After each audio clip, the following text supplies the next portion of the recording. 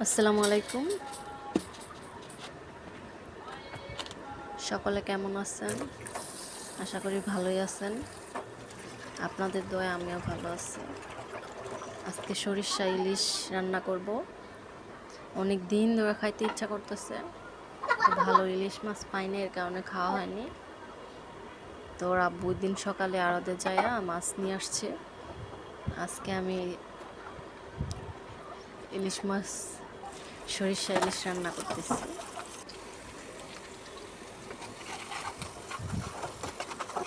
সরিষা ইলিশটা আমার খাইতে খুব ভালোই লাগে।